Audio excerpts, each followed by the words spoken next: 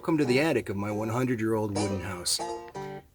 I just wanted to show you around so you get the idea.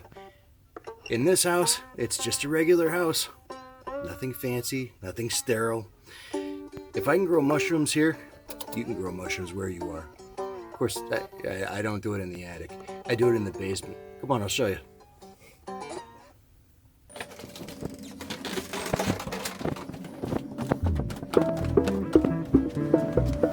My name is Patrick Bales. I love growing mushrooms, and I love helping you grow mushrooms. No, really, I've been making and selling mushroom kits for years at my online store, mushroommanoftpioppino.com, with a lot of fun times and success and thousands of happy customers. I put this presentation together so I could show you how to get started growing mushrooms at home too. I've tried many ways of growing mushrooms, and I found that each method provides advantages in some areas, disadvantages in others. Some methods are very labor-intensive, others are pretty dusty, and others are wet and heavy or just a pain to manage successfully. Over time, I've found a consistent method of growing that works for me in any conditions and allows me to produce mushroom blocks with a minimal amount of effort and minimal contamination rate. In this house, there's over 100 years worth of house dust up in the walls and the ceiling, the floor space of this old place. I couldn't clean it all if I wanted to. Yet, I'm still able to efficiently produce as many mushroom kits as I want to with minimal contamination.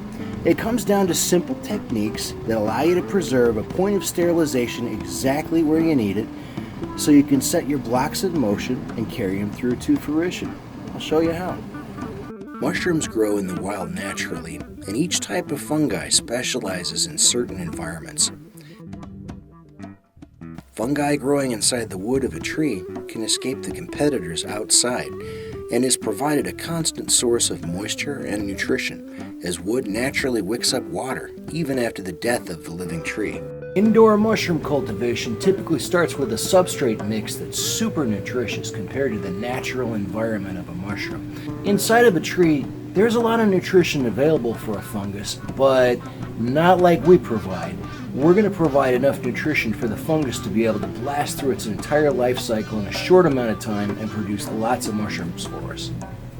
Mushroom cultivators can't duplicate the wild environments where mushrooms naturally grow, but that's not a problem. Instead, we can do even better. We can provide optimal conditions for growth of the species far beyond the limitation of the natural environment, while removing all other microorganism competitors by using heat and pressure to sterilize our growing medium. While we're keeping out unwanted competition, we're providing unlimited access to a big chunk of sterilized grains and hardwood, sawdust, which are more nutritious than any typical food source our mushrooms might encounter in their natural environment. This combination of factors allows our cultivated mushrooms to flourish quickly instead of taking years to develop in the wild. For me, there are two major advantages for this style of mushroom growing. One, everything takes place inside the bag in a sterilized environment, so the mushroom is free to grow without any contaminants during that part of its life cycle. It reaches its fruiting stage without being interfered with in any way. Secondly, I like the fact that rather than using an open-air procedure that requires you to take a heavy colonized spawn material and mix that in with an even greater amount of substrate material, allowing that to then colonize after you rebag it or put it in a different container, well, it avoids all of those steps. By growing in just the bag itself, by mixing and cooking and inoculating and then fruiting directly from the block in the bag, you can avoid a lot of those steps of physical labor. I personally find that allows me to grow a lot more mushrooms. So, two distinct advantages that I've found over a few other methods of growing are, one, it stays very clean during the colonization life cycle, regardless of the type of space you're in or how good your hygiene is for that type of dry storage. And secondly, it cuts down on the labor required to be able to make lots of mushroom blocks, and I'm cool with that. Making mushroom substrate. The mushroom substrate recipe that we're about to review is simple to remember and simple to prepare. It's just 50-50-50. That's 50% whole grains, 50% hardwood sawdust, and then an equal amount of water. Now, I've used so far whole oats, whole wheat, and whole rye berries with equal success. They all work great with this. You'll want to make sure that you're using hardwood sawdust, not softwood. Some species just grow better on hardwood. Also, there is a chance that some of the softwood resinous extractive compounds in the pine wood and coniferous wood will make their way up into the fruit body of the mushrooms and might cause you a little bit of distress when they're eaten. You don't want that. So stick with hardwood. Bags for growing mushrooms may be found online easily, in sizes from small to extra large. Let's look at how to assemble and cook the block itself. We're going to need some nice, rich growing medium for our liquid culture to fruit directly from the block. This grow recipe uses just 3 ingredients: wood, grains, and water. My grain of choice is whole oats, but whole grain rye is equally useful if it is more available to you. Oats are a great source of food for mushrooms. However, make sure you're using whole oats, not rolled oats. Whole oats look like little seeds, and well, they are exactly little seeds, while rolled oats are just whole oats that are smashed flat and then used to make oatmeal. It's a poor consistency for mushroom growing due to its sticky density and general lack of air in the mix. For mushroom growing, use whole grain oats. Always make sure you're using hardwood sawdust. You don't want softwood because that brings coniferous woods with different types of extractives and resins present in the wood naturally. Simply combine the dry contents in the container. Just give it a rough shake. It can get a little dusty. It's recommended to wear a dust mask during these procedures. Wood and grain dust is definitely not good for the lungs.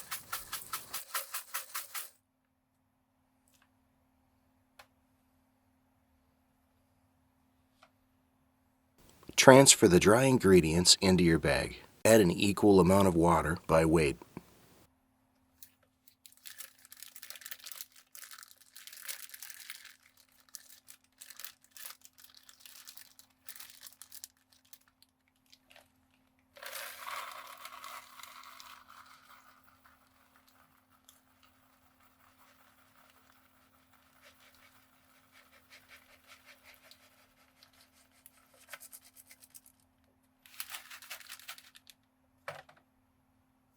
For smaller bags, it helps to stand them up in another larger container. And then I like to fold the top down so it stands open while I'm pouring water in.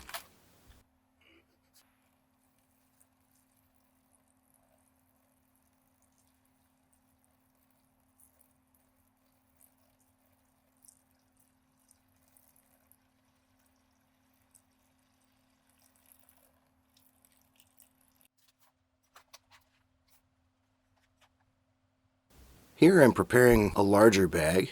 As you can see, all you need to do is just shake the contents inside the bag itself to combine them. That works great with larger bags. Then simply add an equal amount of water.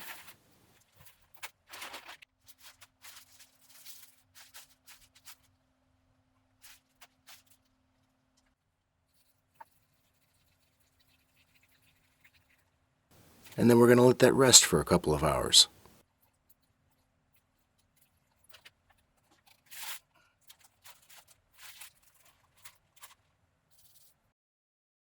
After assembling the bags, I wait 2 hours before I return and break up the contents of the bag by hand. By that time, the water will have soaked into your sawdust pellets and grains, and you'll be able to mix up the material into a more homogeneous product without large gaps and air bubbles inside the growing medium. Once the grain dust is worked into the sawdust aggregate itself, it becomes a lot easier to colonize. There's no need to rinse these grains.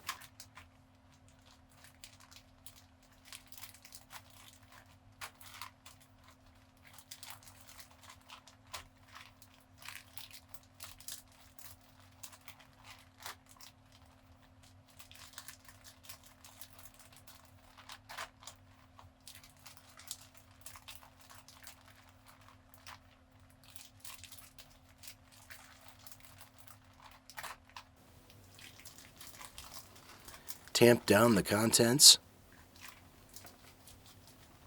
and if necessary, be prepared to give the inside of the bag a little wipe.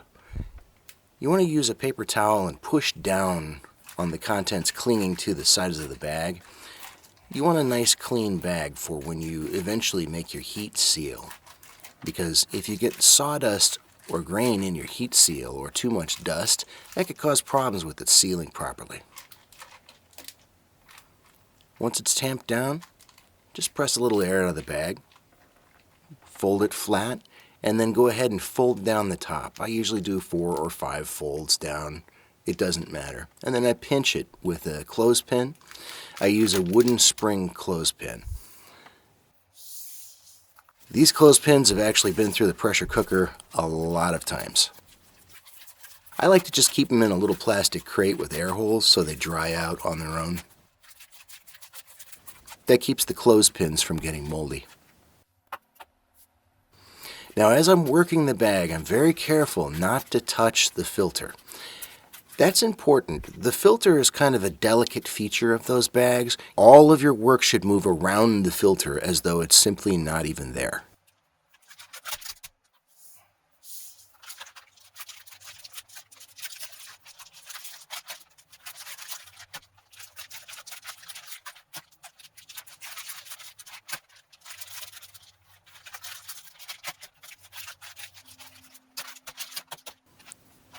Once the contents are tamped down, again, just gather up the bag, fold the top down 4 or 5 times, pinch it shut with a clothespin.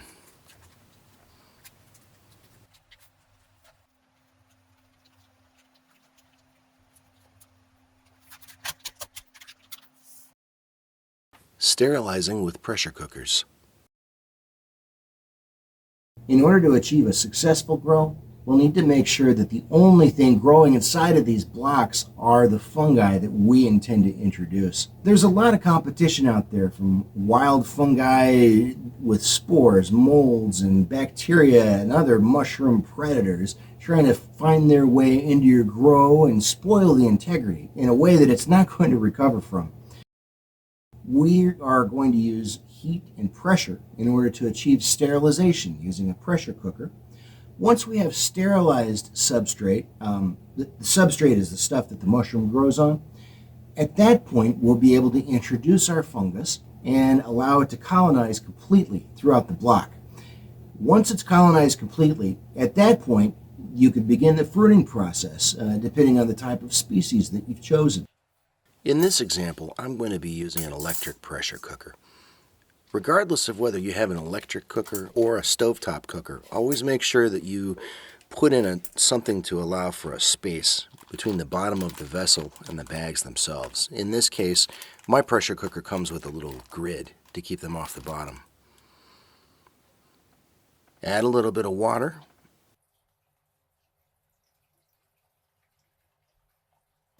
Usually that's about a pint to a pint and a half for me. And as you close up the lid, you want to make sure that the ports on the pressure cooker line up properly with your contents and that they're not blocked in any way. Feel free to go back in for a second glance to make sure those bags are not caught under the lid, as that could spare you some grief. That could prevent a good seal. The cheaper electric pressure cooker that I'm using only gets up to about 10 or 11 pounds per square inch of pressure, which means that we're going to have to cook that for a good long time. Time required for sterilization depends on how much pressure is achieved by the pressure cooker you're using. If your pressure cooker can achieve 15 psi pressure, you should cook for at least 2.5 hours and possibly another 30 minutes to allow the heat to penetrate to the center of your mushroom substrate mass. If your pressure cooker goes up to 10 to 11 psi pressure, that's pounds per square inch, psi, then you should cook for at least 10 hours to achieve sterilization. A stovetop cooker would be more efficient in this matter. There are a lot of great stovetop pressure cookers and pressure canners that reach 15 pounds per square inch, which means your cook time is actually greatly reduced. At 10 to 11 pounds per square inch, I'll need to cook for about 10 hours in order to achieve full sterilization in my grain and sawdust. With another cooker that reaches 15 pounds per square inch, this could take as little as 2.5 hours. In your estimation of time, you should usually give it about an extra 30 minutes for the pressure vessel to heat until it's fully pressurized. Several hours later, wait until the pressure cooker contents are cool before attempting to go in and retrieve what you've just cooked.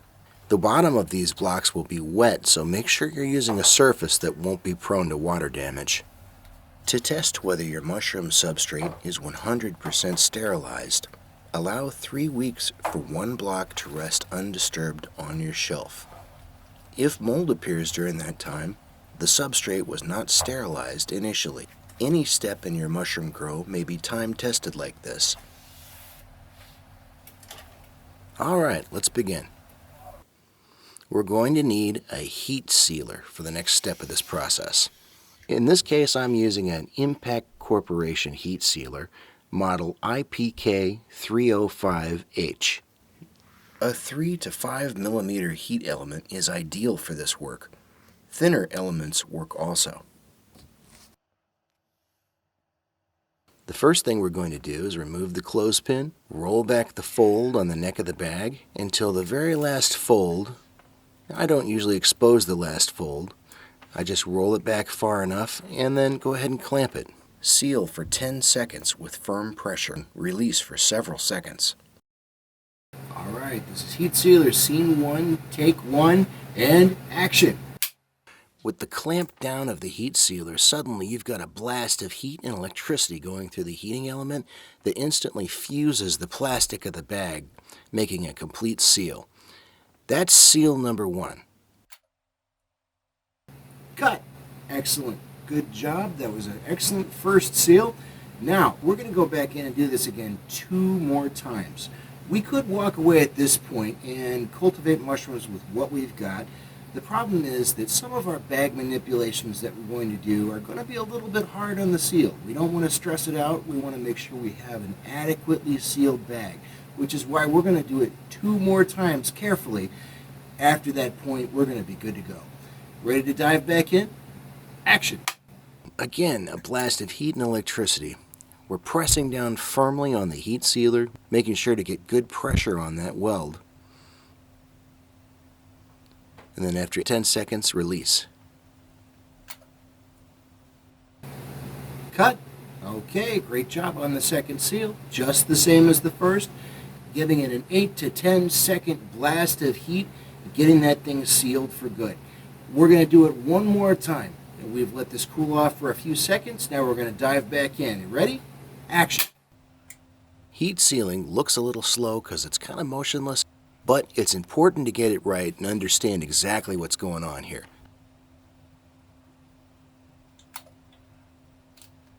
Cut! Excellent job. The bag is now completely sealed. It should be able to stand up to all of the manipulations we're about to throw at it. Now, you want to make sure you periodically check your bag seal, especially when you're first beginning this work, just to make sure that you don't blow out your seal with being vigorous with your gusto of your mushroom maneuvers. So make sure to check your seal, and if there's a problem with the seal, you can always stick it back under the heat sealer for another seal. Beginning at the top of the bag, with the bag on a smooth, flat surface, we're going to go ahead and begin gently crushing the contents and mixing them together. We'll have to be careful though, we're really not trying to stress out the bag itself. It's a little bit more pliable when it's warm immediately after heating. If it's cool, the bag sides may be a little bit more brittle and prone to cracking. Before we go further, there are a few elements of the mushroom grow bag that we should get to know. First and foremost, the filter patch. The filter patch is what allows mushrooms to grow in there easily because it allows carbon dioxide to escape and oxygen to enter the bag. Mushrooms breathe just like we do, and without that kind of oxygen, they are not going to be able to flourish. So, very important feature. And it's delicate. When you're working with the bag, try to make sure never to touch this in any sort of a heavy way. Don't squeeze it, don't press it, just kind of move around it and ignore it. And secondly, at the bottom of the bag we have the gussets. Now the gussets are what allow this otherwise flat, hollow piece of plastic to form into an actual tube. Well, the weak point of the bag is in the gussets. So when the bag comes out of the cooker, make sure you don't squeeze this hard in such a way that it flexes the gussets so much that they crack and pull in air. We always want to try to be gentle. We gently work our way up towards the end of the bag. And we gently pull the substrate out of that area and kind of smash it up a little bit. But what we don't do is we don't squeeze hard and pop the seals, because that would cause a leak and allow contamination to enter our grow. Remember, avoid the filter patch when you're manipulating the bag, and make sure you're gently crushing the contents as you mix them. As you work your way, up to the bottom of the bag after you flipped it upside down, the goal is to mix the contents in the bottom of the bag as well. So make sure you're crushing that and allowing the contents to fall down and join the main mass of mushroom substrate. I like to gently work around the pleat areas to make sure that the stuff around there gets mixed in as well. And then when I'm done thoroughly mixing, I flip it back over and work the mushroom substrate back down again.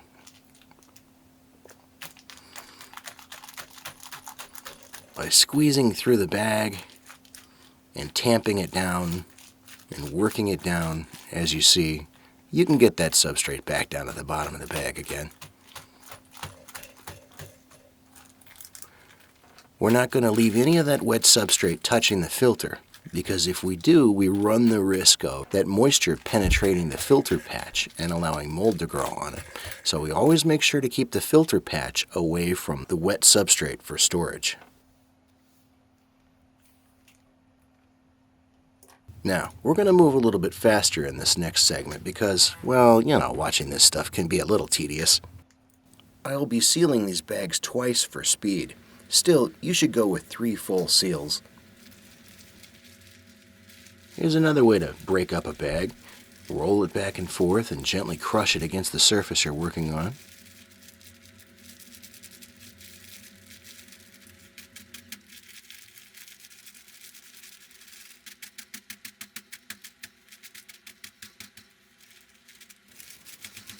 Wow, look at me go.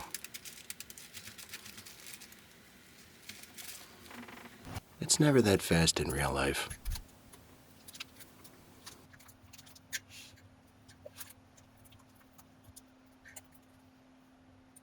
I'm using bags of a few different sizes and a couple different types, so we can see exactly how to work with each one.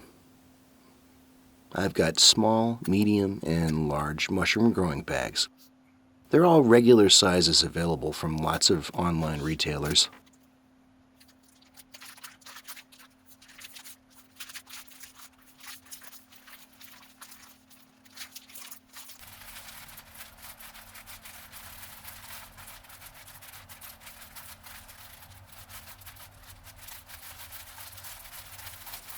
And we're just working our way up to the bottom of the bag, clearing out the contents of the pleats gently, mixing them up, and then tamping everything back down again.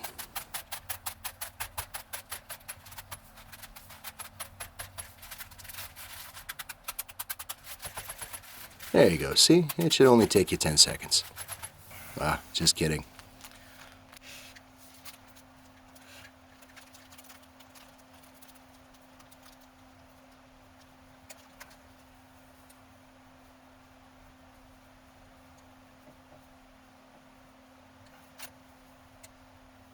Now we're moving quickly, but we are giving 10 seconds for each seal.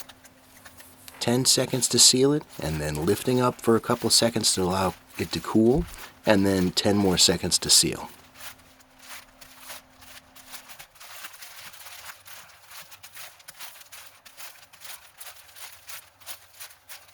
And even for this larger bag, the concept is the same. We're just kind of working our way around it, gently crushing and mixing the contents without flexing or stressing the gussets.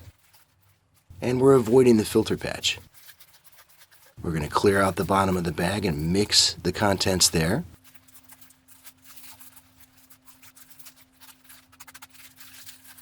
Good thing we've got a good seal on that bag, huh?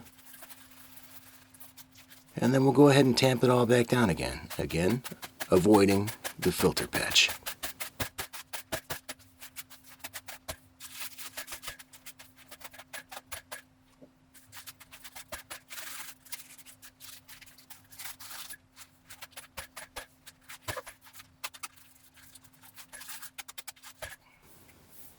All right. Let's look at the tools needed for mushroom inoculations. Paper towel. Scissors. Get good sharp ones. Permanent marker. Get a good one that writes on anything. Isopropyl alcohol. But which kind to buy? They have two at the store. Get the 70% isopropyl alcohol if you can, or just add a little water to your 91% to cut it. A coffee cup. A sponge. A good, clean, new one. This may not look like a sponge to you. These are sponges. I got them in a value pack, so they look like cards or something. There, see, it's a sponge. Use only 70% alcohol to rehydrate your sponges. Tape. I use tarp tape because it's so sticky. Liquid culture mycelium. A lot of people don't happen to have this laying around. It's available from many places online. It's easy to work with, and you can expand tiny amounts of liquid culture mycelium into huge amounts. These liquid culture jars can grow any type of fungus that you put in there. They're also available online from a lot of different sellers, and the concept is basically you take your liquid culture syringe that you get online that's got a little bit of mycelium, you inject it into the injection port using our sterile technique. Essentially, you watch the mycelium grow inside the jar, and then it's expanded by hundreds of times is the end result. For example, I've got in front of me lion's mane jar. I could cultivate pink oyster today. We've got some blue oyster and shiitake, and I've got a lot more on the shelf. Using liquid culture jars is a fantastic way to maintain your own fungal library of different strains, just waiting for you to use them in jars on your shelf. Syringe tips. Make sure you look for 16 or 18 gauge syringe tips. That's wide enough to allow fungus to pass through. I like to use lure lock tips because I know that the syringe tips are on there securely. The syringe tips are sterile out of the box until they're opened. You want to make sure you use 16 or 18 gauge syringe tips, which are wide enough to pass the fungus through. I look for lure lock on my syringes and my syringe tips. They're very sharp. Don't poke yourself.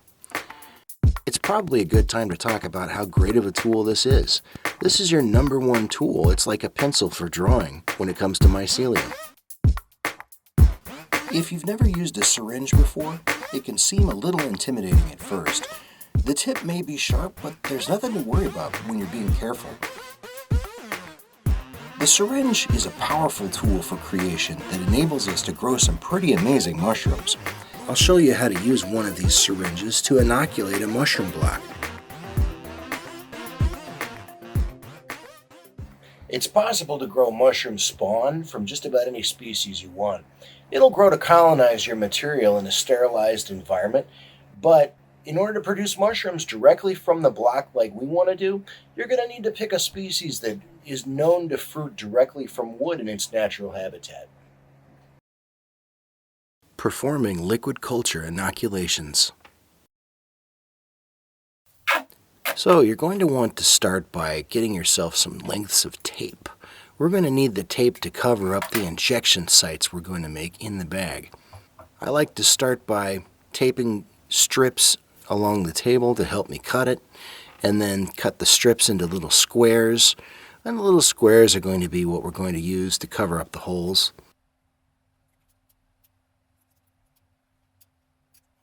I've sped it up a little bit.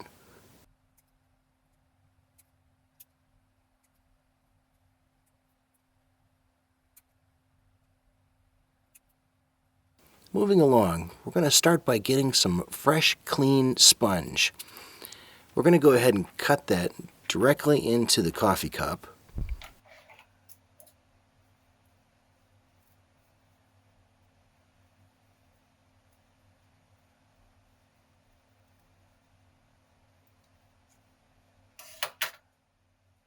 And we'll tuck the rest of that away and keep it clean for later use.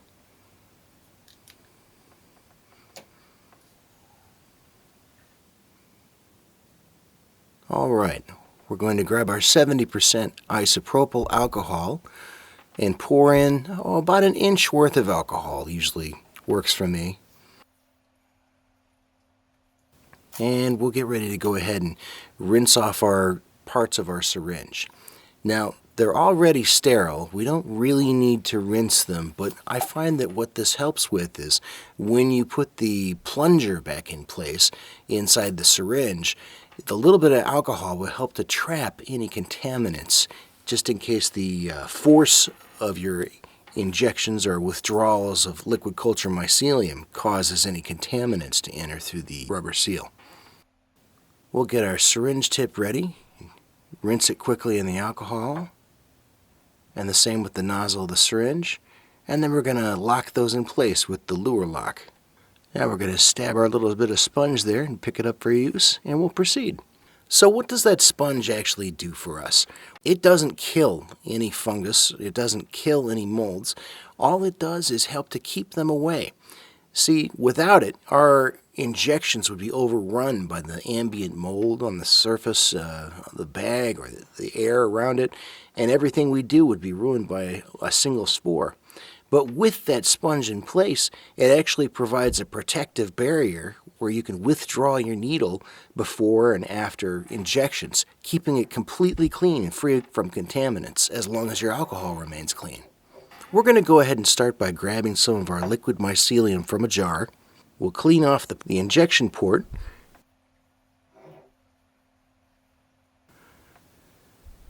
And we'll go ahead and make a withdrawal. Sometimes you have to kind of work it back and forth in order to be able to get the mycelium out of the port. The mycelium tends to clump up naturally, but giving it a few swirls usually breaks it up enough to grab an injection out of it. You can use a stir bar as well. Laboratory stir bars are sold online, and you can use a magnetic stirrer underneath it, but that will cost you a bit of money, and I tend to go kind of low tech, so I run mine without the stirrer, and I just give my jars a swirl now and then to break up the mycelium. Alright, now that we've got our liquid culture syringe ready, we're going to go ahead and clean off our injection port that's on this bag. Very handy.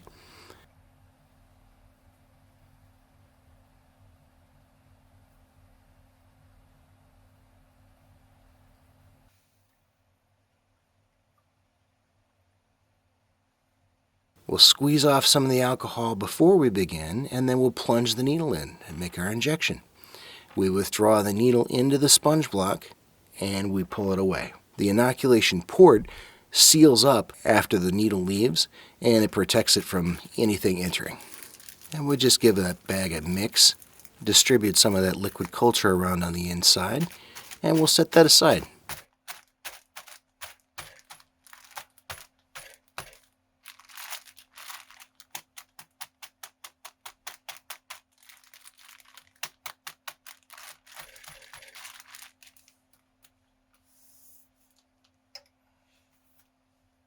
All right, what's next? Oh, don't forget to mark what you've actually put into each bag. I like to write the name of the species and then the date it was inoculated so I can keep track of what I'm doing. Okay, let's get ready for another injection. We're going to start by cleaning out our syringe a little bit.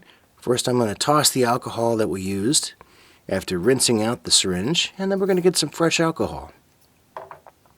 Keeping that alcohol fresh is the key to avoiding contaminants.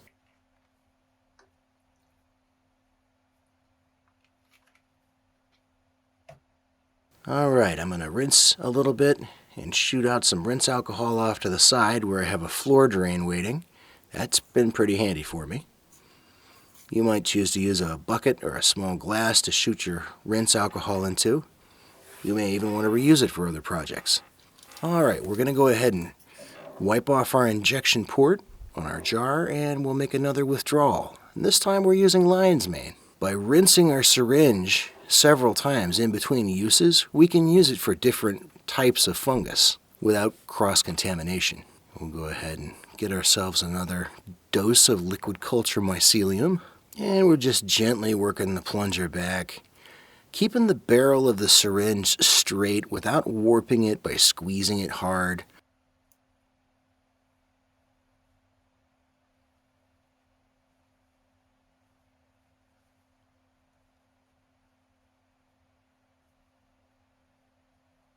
There we go. We've got a good full syringe to use.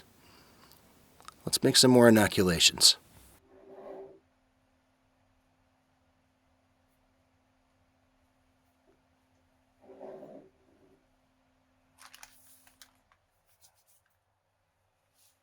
Alright, we'll start by... well, wait a minute. Hang on, this one doesn't have an inoculation port. Well, that's alright. Actually, I did that on purpose, obviously. Let's go ahead and look at how to inoculate bags that don't have inoculation ports on them.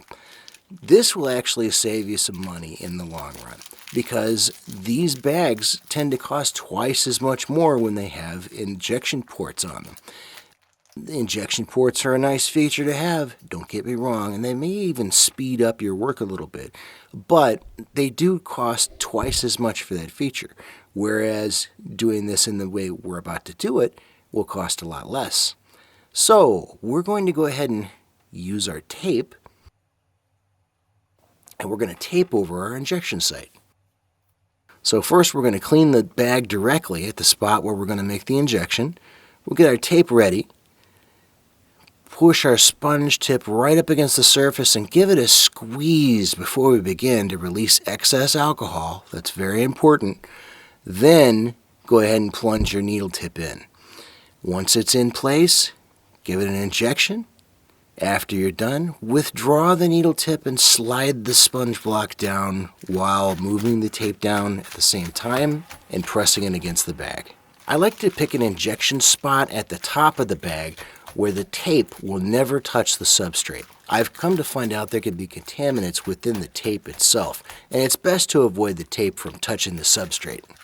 So after we mix that up a little bit, which is rather optional really, we'll tamp it back down and we're good to go for another injection.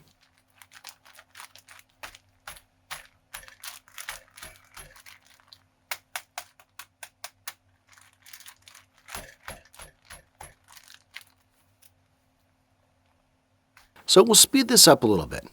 We're going to go ahead and use the same method. Clean the bag, tape in place, put the sponge against it, and then make your injection. Make sure you squeeze that sponge though, right before you make your injection. That releases excess alcohol, and you don't want that excess alcohol to accidentally make its way inside the injection hole. That can be the cause of a lot of contamination. Folks sometimes think that alcohol will kill the wild spores that cause problems. It doesn't. What it can do is actually carry the wild spores because it doesn't kill them directly, so it can be a contaminant fluid. After creating our mushroom kit, to store it, all we have to do is put it on a shelf. It doesn't require any special humidification, ventilation, or special care, other than to make sure that the fungus doesn't creep up through the filter patch. Once these colonize, roughly in about 40 days, they'll be ready to fruit. fruiting your mushroom blocks. This lion's mane block is almost ready for fruiting. As you can see, it's only about halfway colonized now, but due to the aggressive nature of lion's mane, it's actually ready to begin fruiting before it even completes colonization. I like to fruit them right inside the bag sometimes by allowing the top of the bag to open up completely, and the fungus will simply grow and push the top of the bag open. You need to make sure that the fungus doesn't grow out through the filter patch though, because once that happens, the fungus can actually dry out and has a tendency to introduce some mold right back into the bag. So while it's great to grow mushrooms inside the bag, try to make sure that they don't grow through the filter patch. In order to fruit this lion's mane externally, I would probably let this colonize a little bit more, maybe until it gets down to about here. Then fold the top down, wipe the bag clean, make about a 5-inch cut there, and then place this in a humidified spot. The fungus will sense the air and the humidity, and in a few days will begin to fruit. Lion's mane will generally take about 4 to 6 days to really really show a response to the new conditions once the slit is made. You'll be able to see it fruiting visibly after that point. The mushrooms themselves take around 2 weeks to fully form. Preparation of casing layer material. Casing material is a non-nutritive material layer that's added to the top of a mushroom block once it is already colonized. It's required for some mushroom species like king oyster or wine cap mushrooms, and other mushrooms such as namiko or chestnut just seem to prefer it and do better when they have one. I like to use a combination of 50% vermiculite and 50% peat moss to get this job done. These essentially non-nutritive contents are great at retaining moisture and are porous and aerated enough to allow the mushroom fungus to grow up into the casing and then sprout mushrooms.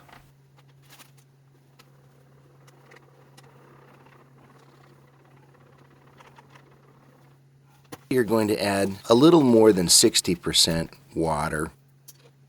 These dry ingredients are extremely dry and in fact a little hydrophobic, meaning that they don't absorb water easily. I like to add water a little bit at a time. Go ahead and give them a mix in the bag, shake them up, squish them up through the bag walls, and then add more water and do it again. And then test to make sure that no water comes out when you pick it up unless you squeeze it and you give it a really hard squeeze. If you ever find that your casing is too wet after you cook it, you can always turn the bag upside down a little bit and give it a squeeze and allow some of the water to run out before you put it on top of your mushroom block.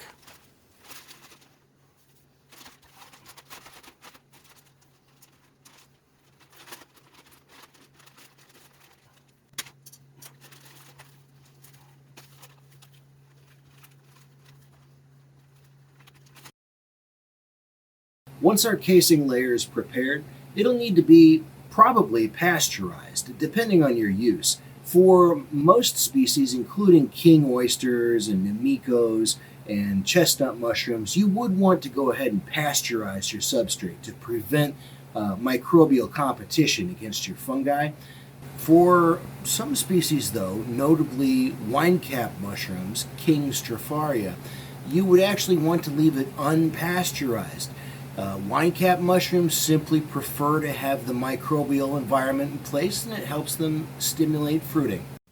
Pasteurizing our casing material is meant to kill mold, but allows some heat-tolerant species of microbes to live after the cooking process. These tough microbes provide some protection against contamination from mold in the casing. To pasteurize casing material, cook it in your pressure cooker for 1/3 of the time that you would normally apply for sterilization.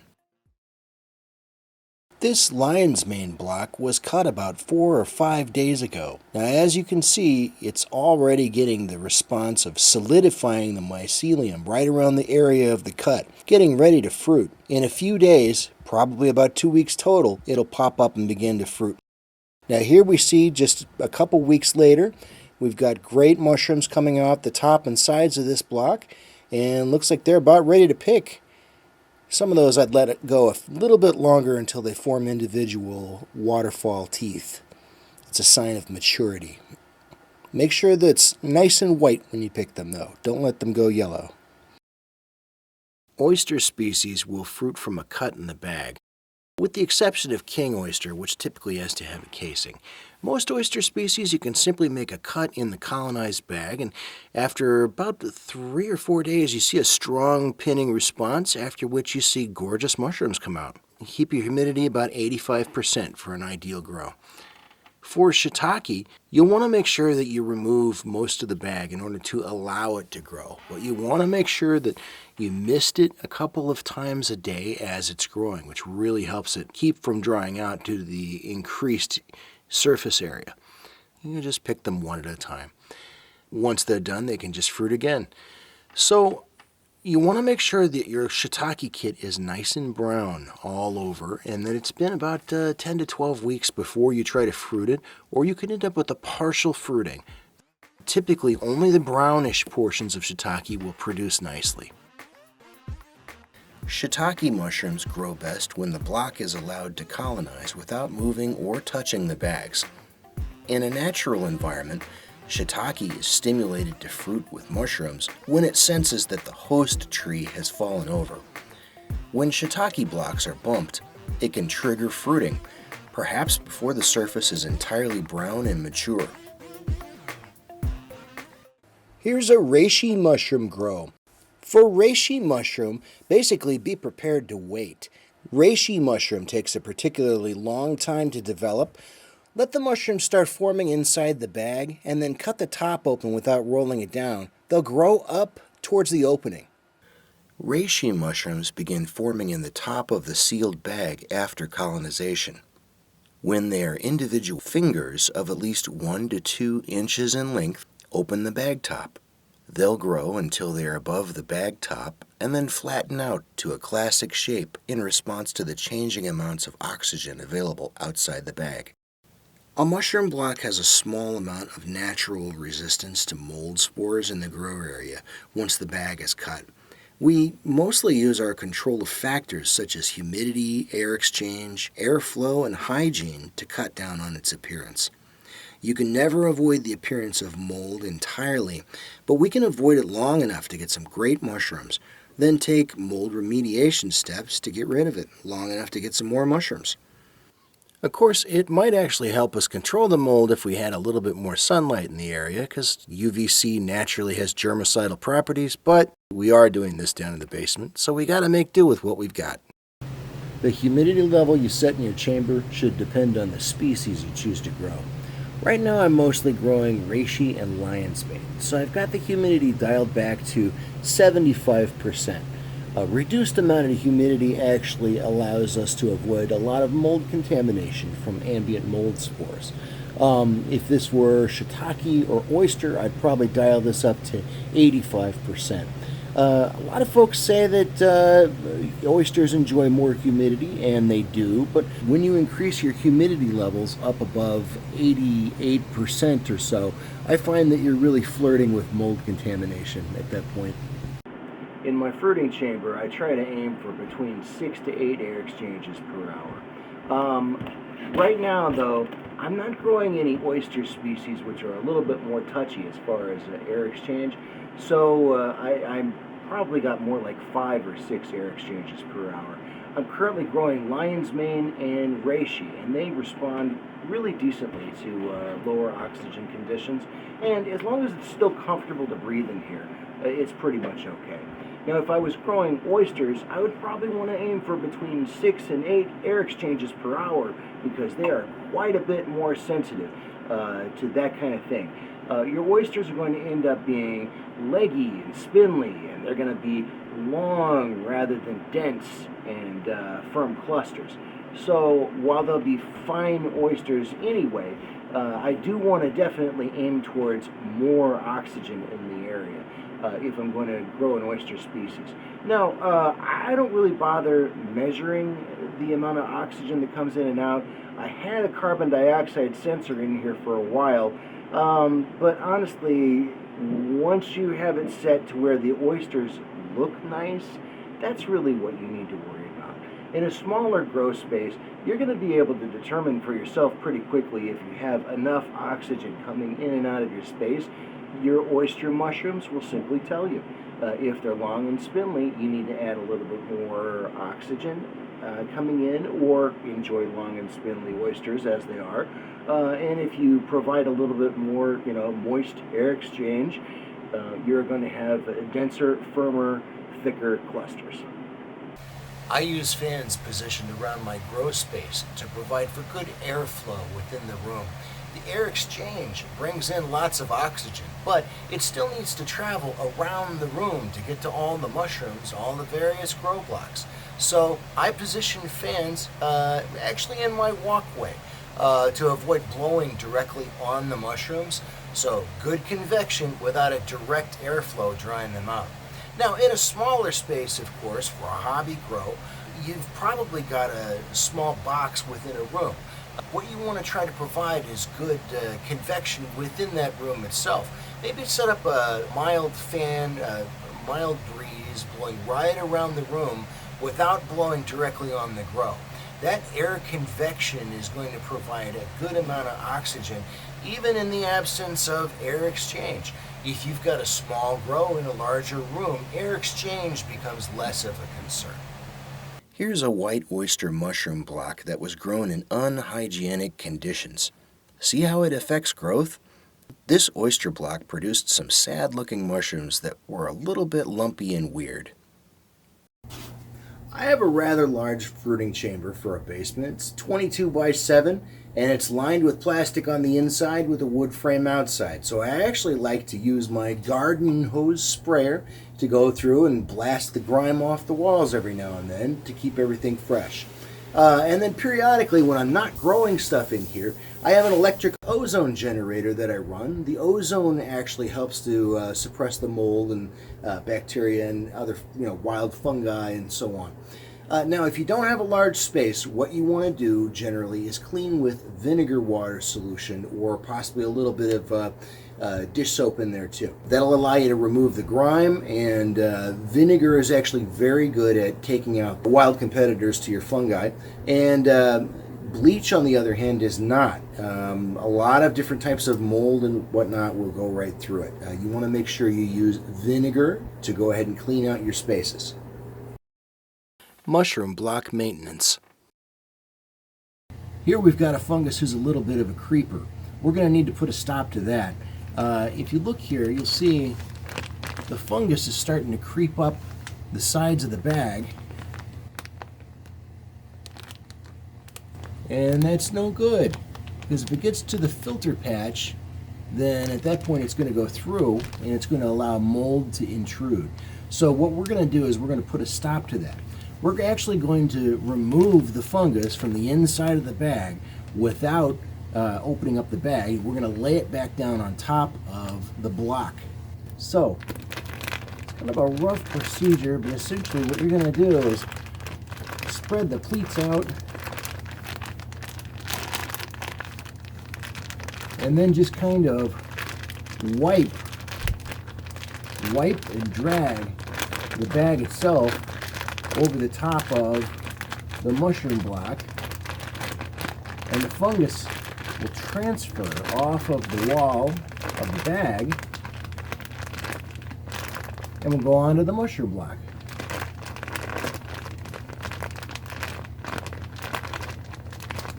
This will buy us a lot more time for the fungus to actually colonize completely and to mature fully.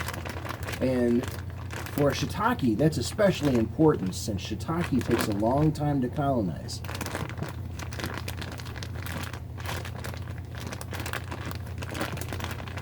So this is one trick you can do. It'll get all of the fungus off of the inside of the bag, and at that point you can go ahead and put it back on the shelf. You're ready to go. Here's a lion's mane kit that's doing great. So far it is just about ready to fruit. I would probably give this about another week from this point.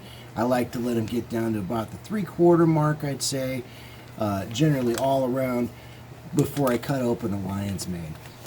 Lion's mane tends to fruit on the very, very early side. In fact, one of its tendencies people have found is that it likes to fruit inside the bag when there's a space available for it. If you want to prevent this during colonization, I usually end up just taping down the bag myself. Bowing out the bag a little bit at the filter patch area, give you a little extra plastic. When it's folded between the filter patch itself and the fold, gives you a little extra barrier that the fungus can't cross. So a little more time before you have to do anything with it. I like to go ahead and tape it back in place then.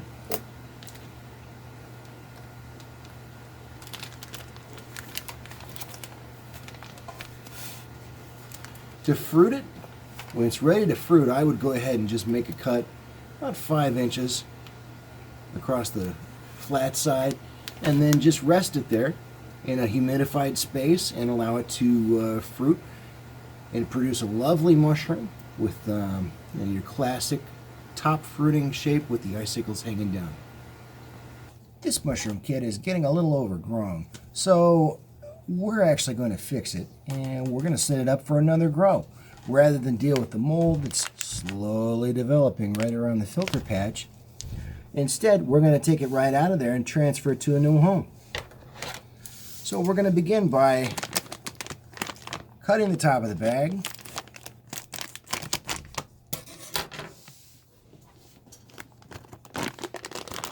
We're going to reach in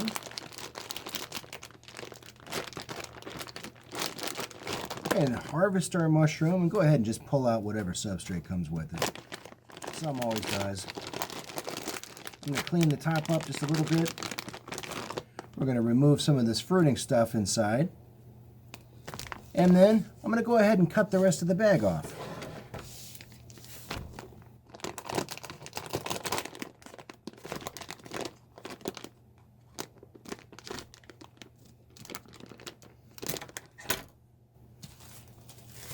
We're going to get a new bag ready, a clean, fresh plastic garbage bag.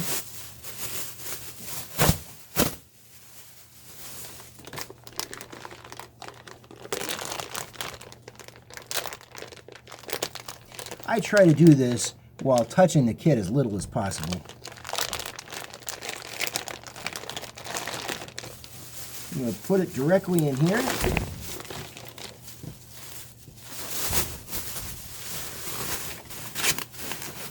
Once we've got our mushroom kit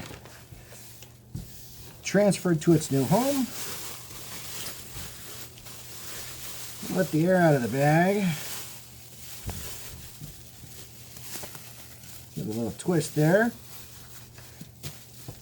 And it's ready to fruit again. Oh, well, there's one more thing we did forget, and that's that we're going to make a quick cut. I'm going to just wipe the blade real quick before we continue. First, give this a little wipe. Wipe the blade itself.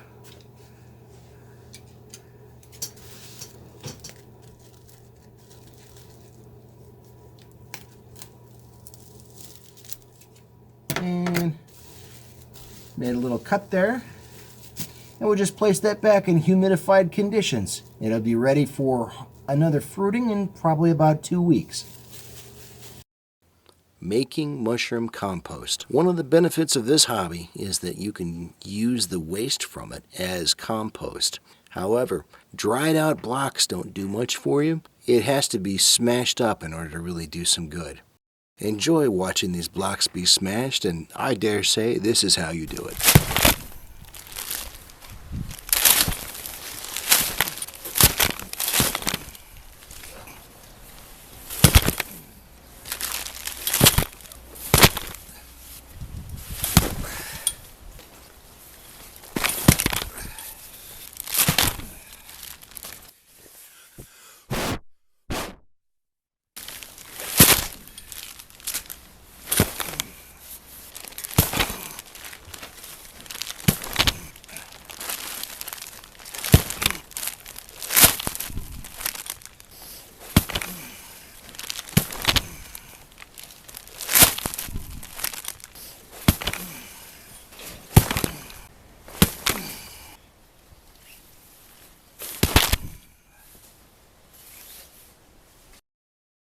3 weeks later. Came out for a little walk around the garden and found that we're already getting a whole bunch of lion's mane mushrooms sprouting up out of my compost pile.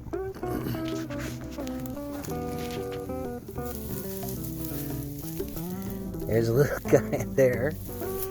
Let's see, they're all over the place here. Oh, there's one. There's one there. Let's see. Oh, there's a big one. And all these are actually attached. Guy down here.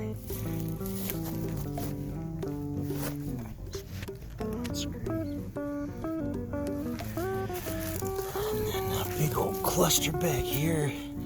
And more. My garden is flourishing from the addition of mushroom compost. It loosens and aerates the soil while providing nutrients, and the worms love it.